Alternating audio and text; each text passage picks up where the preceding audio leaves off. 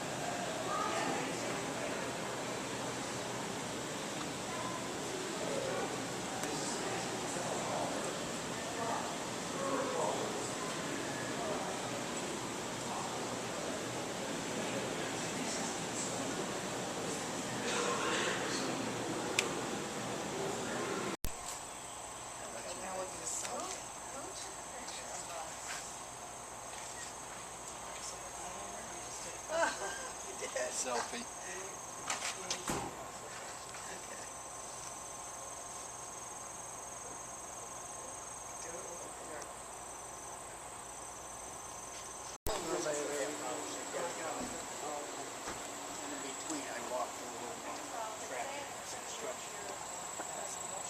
We have to go to the Dale House Cafe. Yes, we do. What are you cooking today, Dale House? I thought, you know what I thought? Well, my friend If you Ed guys said it's wanna gruel. Try a Buddha bowl. It's easy to make, and we can have that for dinner.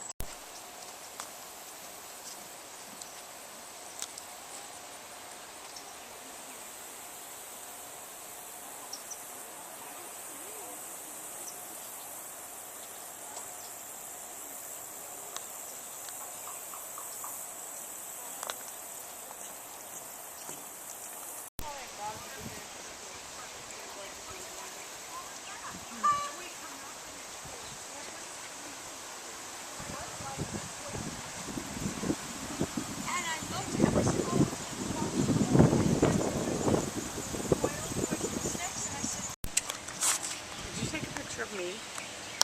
No, it's the tree in back of you. The bugs. I wanted to be an archaeologist. So did Joe. I think I didn't know what that was, you know, until I got to college and was already pretty committed in education. You would have never had a job. That's why I didn't. Go ahead.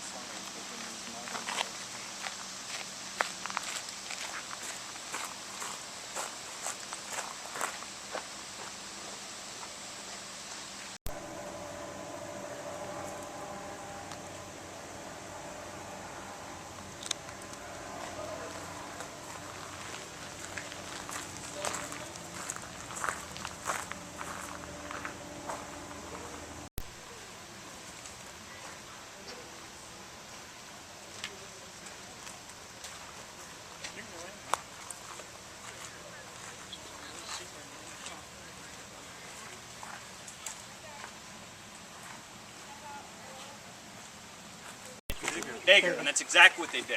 You can see it in the ground for yourself. So evidence of that extension has been found going slightly toward the east and then taking a turn toward the north. This little spot right here was uncovered last summer, and you can see kind of where the post molds have been excavated in a linear formation. So we're dealing with a wall going toward the north. Well, where's the rest of it? Well, that wasn't found until this past summer.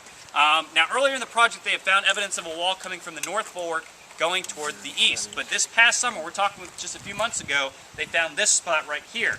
Now, it's kind of hard to see because it's been exposed for quite some time, but you notice how there's a uniform color to the soil here, but in this right here, you can see the orange splotching kind of going. That means it was disturbed soil. It means somebody dug here and in a trench, and then earlier in the summer, you can see there were actually post molds here, which have so kind of faded out now. But this is a trench for that east wall.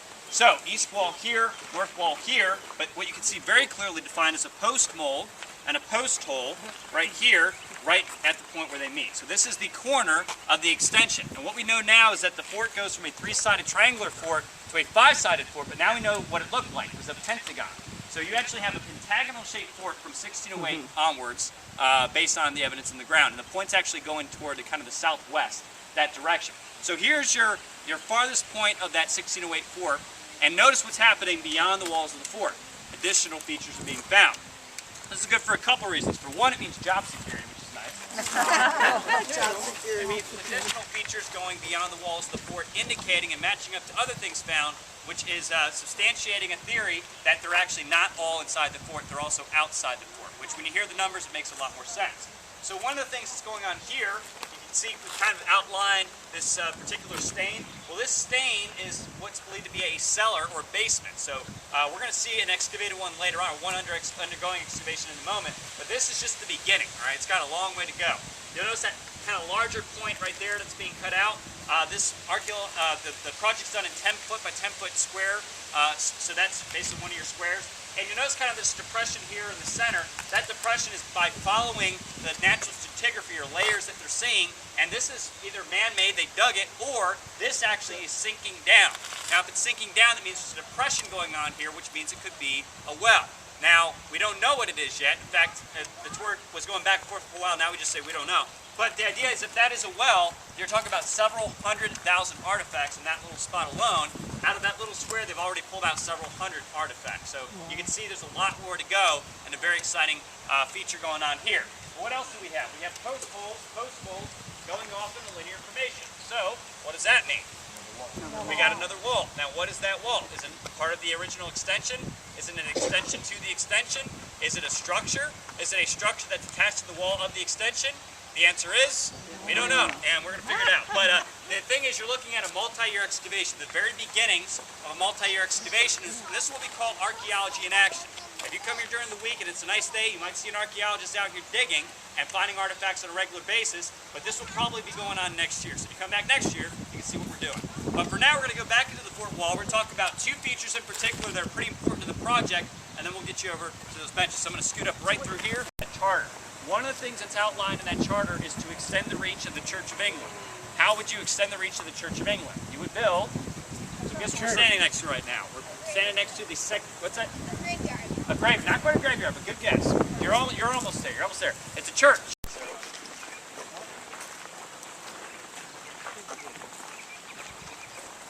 Good. All right. So we're going to talk about what this is and what's around here. So right over here we have this kind of squared off area, and at the bottom of that squared off area would have been a well. We call this the John Smith well. I think you can figure out who ordered that well dug. Coming off from that is a large rectangular structure. The large rectangular structure is called the storehouse, where we're going to store things such as the food, but also products to make money. Now we just said a little bit ago what ultimately makes money here at Jamestown. Tobacco. But that's not to, wait, we didn't tell about it, did we? That's the other reason why it's a big deal. She marries John Rolfe, and John Rolfe brings over tobacco. So we covered that point. Good. All right, so this side right here is where they're going to be housing products to make money. Tobacco's not until later on. And what year do they get here? In 1607. That's a long time to figure out how to make some money. So when you were driving in today, you might have seen off to your right the glass house. Any idea what they do in the glass house? Make They make glass, and they attempt to send that glass on wooden boats across the Atlantic Ocean and make money that way. It doesn't work. They also bring over silkworms. Why would you bring over silkworms? To make soap. They bring over vines of grapes to make Wine. They do make grapes, and they also make wine from the grapes. They bring over, they're trying going down. It's a subterranean room. So what would that be? Basement or something. Remember what I pointed out to you earlier? Just the stain in the ground? That's what this could turn into. Or this is what that could turn into. Right? That's why it's real exciting. But those steps you're seeing are the original steps. And those steps right there can make a pretty strong case. John Smith himself walked down those steps a time or two. Now, how can I make that case? If you look down at the lowest level, that is the original floor of the structure. That's the very bottom. That's where you would have been walking around.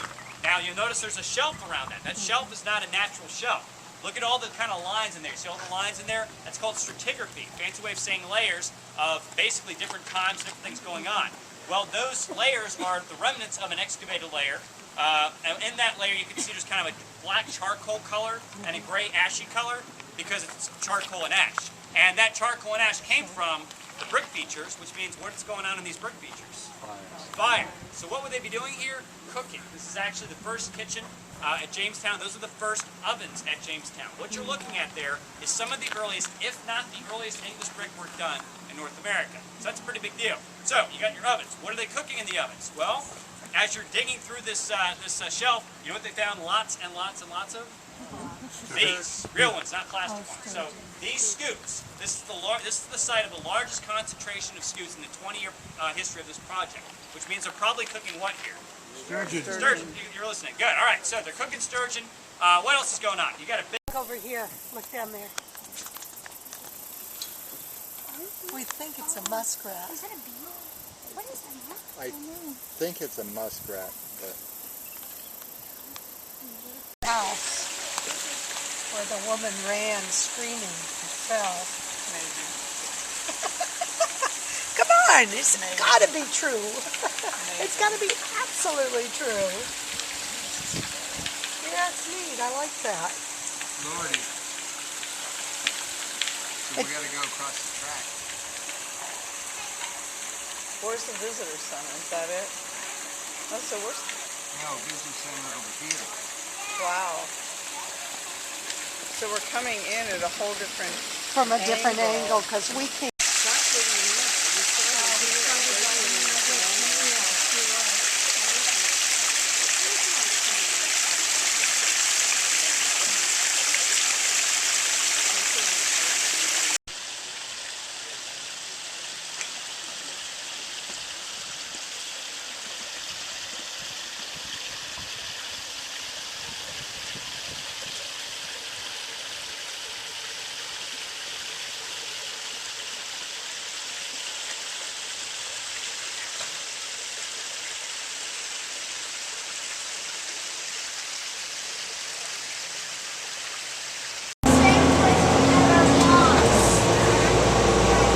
This is way bigger than I realized the other night.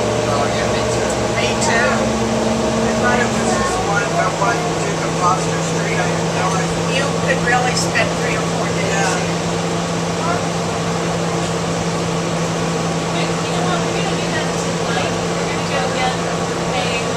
Oh, I know. I think if you could We are now on these Franklin wonderful Street. museums to One go block to see. your right on Gloucester Street, you will find the Raleigh Tavern, Gulf Apothecary, the Wigmaker, Charlton's Coffee House, and the Armory and Blacksmith. Shop at Tarpley, Thompson & Company for the Golden Hall, or enjoy a meal at Shields Tavern or King's Arms Tavern. This area is also the staging ground for the... We are approaching the magazine. The magazine and courthouse are situated in Market Square, the central public area of 18th century Williamsburg. That's us. Nearby are the gunsmith, shoemaker, Getty House and Foundry, and greenhouse store. The lumber house ticket office is They a literally full-service bought up ticketing the town. facility. Orientation walking tours included with groups Oh, yeah, as the are Sonic conducted daily Temple. beginning at the lumber house ticket office. This stop that they are endowed by their Creator with certain unalienable rights, that among these are life, liberty, and the pursuit of happiness. That to secure these rights, governments are instituted among men, deriving their just powers from the consent of the governed, that whenever any form of government becomes destructive of these ends, it is the right of the people to alter or to abolish it, and to institute new government, laying its foundation on such principles and organizing its powers in such form as to them shall seem most likely to affect their safety and happiness. Prudence indeed will dictate that governments long established should not be changed for light and transient causes, and accordingly all experience hath shown that mankind are more disposed to suffer while evils are sufferable than to right themselves by abolishing the forms to which they are accustomed. But when a long train of abuses and usurpations, pursuing invariably the same object, evinces a design to reduce them under absolute despotism, it is their right, it is their duty to throw off such government and to provide new guards for their future security. Such has been the patient sufferance of these colonies, and such is now the necessity which constrains them to alter their former systems of government. The history of the present King of Great Britain is a history of repeated injuries and usurpations, all having in direct object the establishment of an absolute tyranny over these states. To prove this, let facts, be submitted to a candid world. He has refused to assent to laws, the most wholesome and necessary for the public good. He has forbidden his governors to pass laws of immediate and pressing importance unless suspended in their operation till his assent should be obtained. And when so suspended, he has utterly neglected to attend to them. He has refused to pass other laws for the accommodation of large districts of people, unless those people would relinquish Oh, me neither.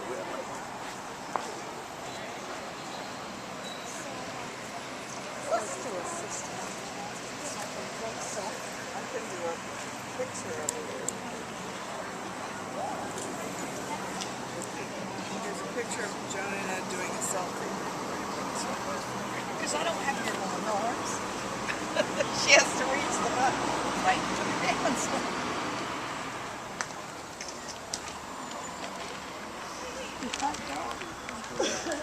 Hey guys.